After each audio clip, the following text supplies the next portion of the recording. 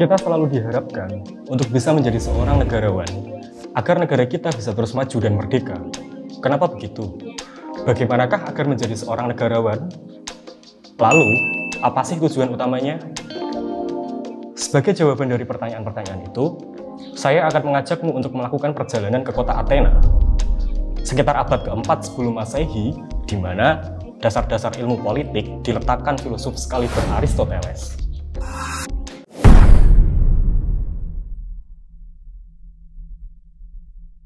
Pada video sebelumnya, kita sudah membahas gambaran umum Aristoteles dalam tradisi filsafat Yunani. Dia adalah filosof dengan cakupan keilmuan yang begitu luas. Pemikiran-pemikirannya menjadi tulang punggung filsafat selama berabad-abad.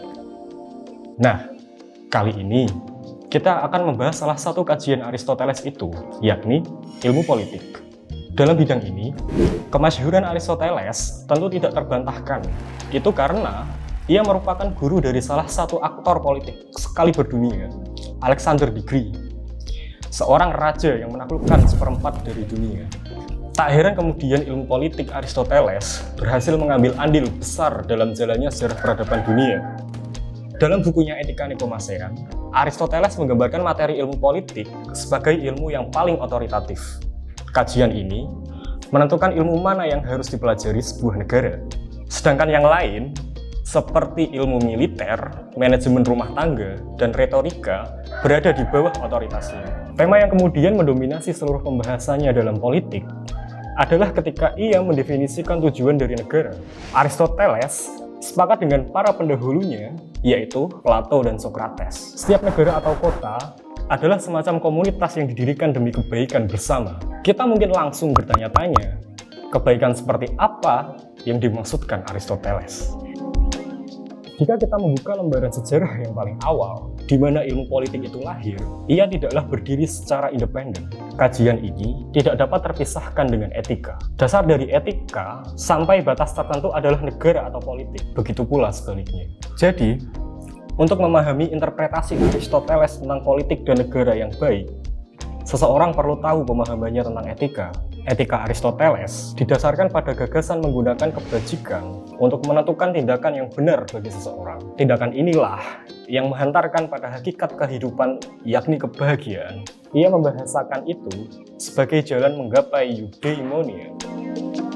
Kata-kata dari Aristoteles yang paling terkenal tentang etika dan politik yaitu, negara adalah bentuk tertinggi dari masyarakat dan bertujuan untuk kebaikan tertinggi. Standar yang sama juga ia terapkan dalam merumuskan tujuan negara. Sebuah negara yang baik bagi Aristoteles harus bisa membimbing masyarakatnya sampai pada kehidupan yang eudaimonistik. Untuk itu, diperlukan lebih dari sekedar sistem pendidikan, tapi juga sistem pemerintahan.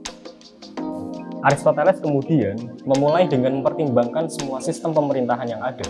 Ia memerintahkan murid-muridnya yang berada di Lyceum untuk mengumpulkan informasi tentang rezim di seluruh negara kota di Yunani. Dari hasil penyelidikan murid-muridnya, ia menganggap beberapa sistem sebagai bentuk negara yang baik dan beberapa sistem sebagai bentuk negara yang buruk. Kriteria untuk membedakan mereka selalu sama. Konstitusi politik yang baik menyebarkan kepentingan semua dan mengarah pada kehidupan yang baik pula. Sedangkan bentuk pemerintahan yang buruk hanya mewakili kepentingan beberapa orang. Di dalam menguraikan bentuk-bentuk negara, Aristoteles membaginya menjadi dua kriteria. Yang pertama, berdasarkan jumlah orang yang memegang pemerintahan. Dan yang kedua, berdasarkan sifat dan tujuan pemerintahannya. Dari pembagian kriteria tersebut, maka terciptalah tiga bentuk pemerintahan beserta penyimpangannya. Negara yang dipegang oleh satu orang disebut monarki. Pemerintahan ini bisa menjadi baik apabila raja sebagai pemimpin tunggal bertindak bijaksana berdasarkan kehendak umum. Menurut Aristoteles, untuk menentukan pemimpin seperti itu sangatlah sulit, sehingga monarki rentan beralih menjadi bentuk tirani. Ia melanjutkan penyelidikannya tentang bentuk pemerintahan aristokrasi yang dianggapnya lebih baik dari monarki. Hal itu dikarenakan dalam aristokrasi, menurut Aristoteles, pemerintahan dikendalikan oleh sekelompok orang yang mempunyai sifat yang baik untuk kepentingan umum tentunya. Meskipun begitu, bentuk ini juga rawan penyimpangan menjadi oligarki yang hanya mementingkan kepentingan kelompok. Maka dari itu, Aristoteles menilai politeia atau republik merupakan bentuk pemerintahan yang paling baik. Hal itu lantaran dalam republik, kekuasaan tertinggi berada di tangan khalayak umum, di mana kebebasannya diikat oleh konstitusi yang menjadi acuan. Namun dalam pelaksanaannya, apabila pemerintahan tersebut bertindak berdasarkan pemegang kekuasaannya saja, dalam artian masyarakat yang tidak terdidik, maka bentuk pemerintahan ini dapat berubah menjadi demokrasi. Aristoteles mengkritik pandangan para pendahulunya mengenai negara ideal, yang kemudian menawarkan cetak birunya sendiri yang agak samar. Dalam bukunya Politik Jilid 7, Aristoteles menjelaskan bentuk pemerintahan terbaik menurutnya adalah yang paling kondusif bagi kebahagiaan hidup rakyatnya. Bagi Aristoteles, pemikiran tentang negara yang realistis dan bisa dipraktekkan adalah negara yang ia sebut politeia atau republik, di mana jabatan-jabatan penting dalam pemerintahan diduduki oleh orang-orang yang terpercaya. Meski tak benar-benar ideal, bentuk pemerintahan itulah yang bisa diterima dan bisa dijalankan menurutnya. Di samping itu, salah satu tema penting dalam ilmu politik adalah gagasannya tentang teori keadilan. Ia menguraikan pembahasan itu dalam bukunya Etika Nikomachean yang membedakan keadilan menjadi dua, yakni universal dan partikular. Saat menerangkan keadilan universal, pandangan Aristoteles mengikuti gurunya bahwa keadilan universal berarti tanpa hukum. Kita memahami pengertian ini hanya dengan mengutip ucapan Plato yang paling terkenal. Orang baik tidak perlu hukum untuk memberitahu mereka agar bertindak secara bertanggung jawab. Sementara, orang jahat selalu mencari celah dari hukum tersebut.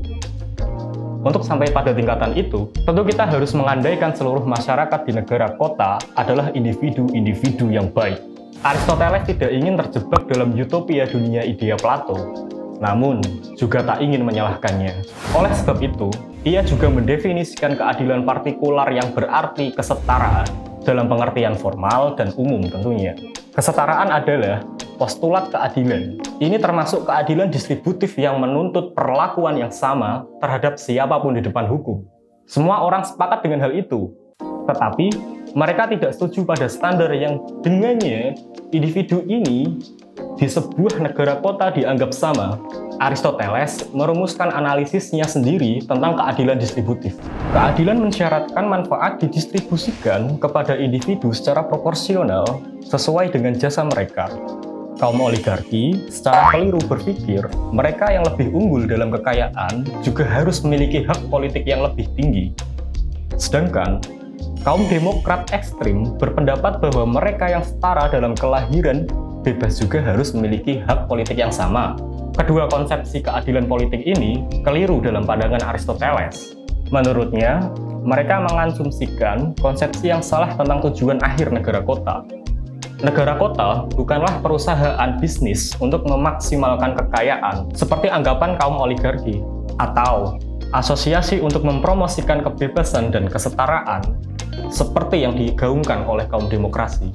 Sebaliknya, Aristoteles berpendapat bahwa kehidupan yang baik adalah akhir dari tujuan negara kota. Oleh karena itu, konsepsi keadilan yang benar adalah aristokrat memberikan hak politik kepada mereka yang memberikan kontribusi penuh kepada komunitas politik. Menurut Aristoteles, kunci utama keberhasilan dari suatu negara juga terletak pada negarawan sejati yang ada di negara tersebut. Ia membandingkan seorang negarawan dengan pengrajin. Jika seorang pengrajin menciptakan sesuatu yang bermanfaat, maka seorang negarawan juga memproduksi, mengoperasikan, dan memelihara sistem hukum menurut prinsip-prinsip universal. Oleh karena itu, bagi Aristoteles, negarawan sejati yang sebenarnya tidak hanya paham tentang konsep negara ideal yang sifatnya masih abstrak, tetapi juga paham tentang keadaannya, paham mana yang terbaik menurut rakyat di mana mereka hidup.